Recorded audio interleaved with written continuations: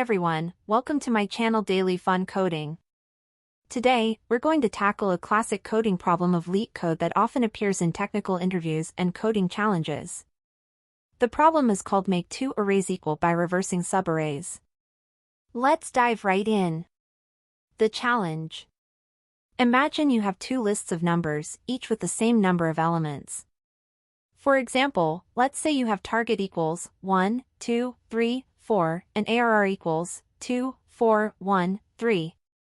Your challenge is to figure out if you can transform ARR into target using a specific operation, reversing subarrays.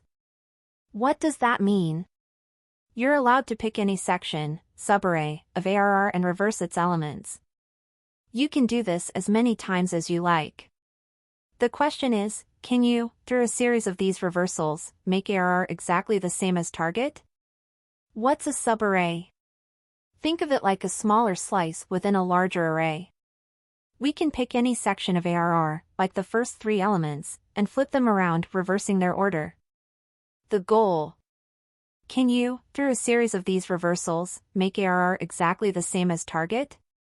Let's look at some examples. Example 1. O input, target equals 1, 2, 3, 4, ARR equals 2, 4, 1, 3. O output, true. O why? We can achieve this by reversing the subarray 2, 4, 1 in ARR, which gives us 1, 4, 2, 3. Reversing the subarray 4, 2, which gives us 1, 2, 4, 3. Finally, reversing 4, 3, which gives us 1, 2, 3, 4, which is the same as target. Example 2. Input, target equals 7, ARR equals 7.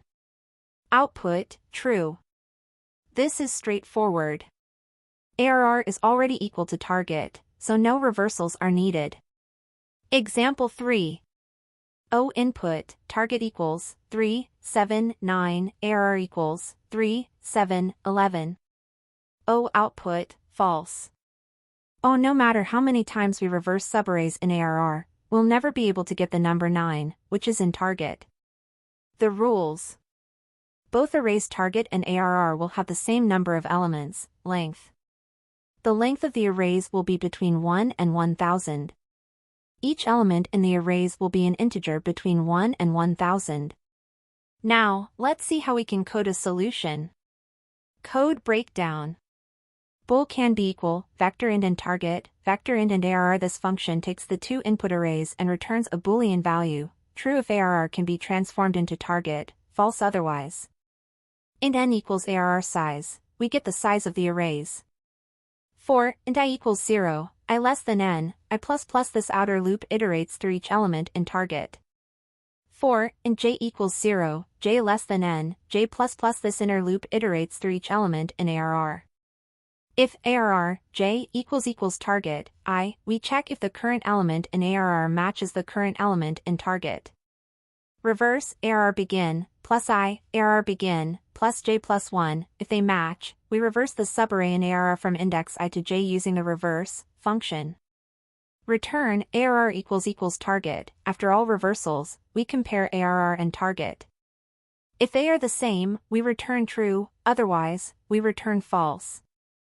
How it works. The logic is based on the idea that if we can find the same elements in ARR and target at different positions, we can simply reverse the subarray in ARR to bring those matching elements to the correct positions. The outer loop iterates through target, and the inner loop tries to find a matching element in ARR. Key points. The algorithm uses a nested loop approach to compare elements in ARR and target. It utilizes the reverse function from the algorithm library to reverse subarrays. The code efficiently checks for matching elements and adjusts ARR accordingly to match target. This approach allows you to determine whether ARR can be transformed into target using subarray reversals. Feel free to leave any questions in the comments below. Until next time, keep coding.